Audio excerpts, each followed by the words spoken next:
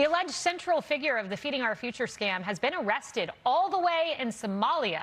Officials say he was on the run for 4 years, but not anymore. He's charged with 31 counts. And in California, the U.S. Attorney for the Central District of California, Bill Essayli, is calling out Governor Newsom after he tried to take credit for his part in that major fraud bust this week. Essayli says that Newsom isn't following the advice he was given to stop this fraud, and there are receipts to back it up from Gavin Newsom's own state auditor. California governor writing on X, quote, as the Trump administration's press release said, the California Attorney General is part of the team holding these people accountable. But Essayli is saying not so fast, and Bill Essayli joins me now. So, Bill, is Newsom a fraud warrior? It's so funny because when we first announced this task force, he said, there is no fraud. What are you talking about?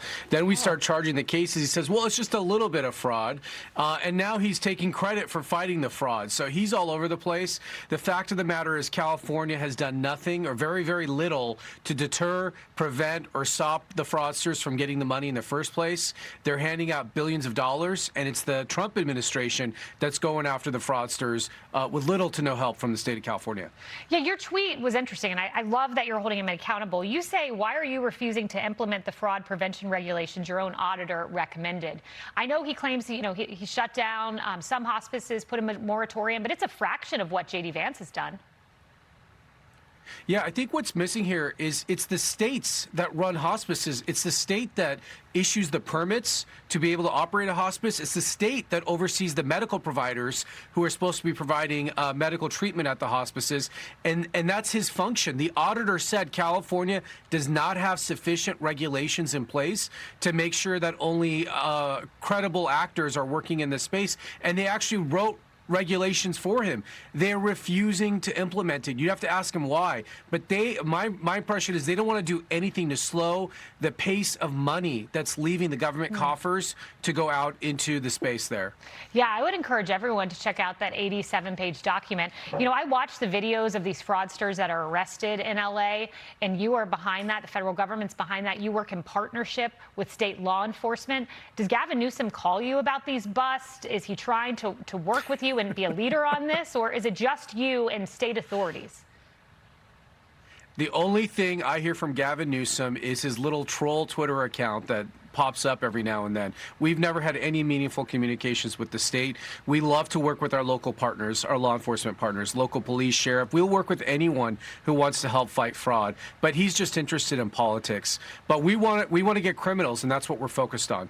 Yeah, that Twitter feed is very active. If you want an active Twitter feed, put alerts on that Newsom Twitter feed.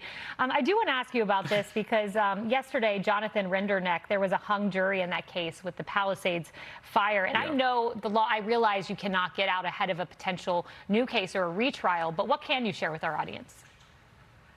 I mean, look, we've laid out the case during trial. The evidence is strong that he's the only person who was present at the location where this fire was ignited. Look, this isn't some theory. ATF spent months studying the origin and cause of this fire. It was started by an open flame at that exact location on January 1st, 2025. He was there. His cell phone puts him there. He admits he was there, and he had the motive, the means, and the opportunity, and he started this fire. We're convinced.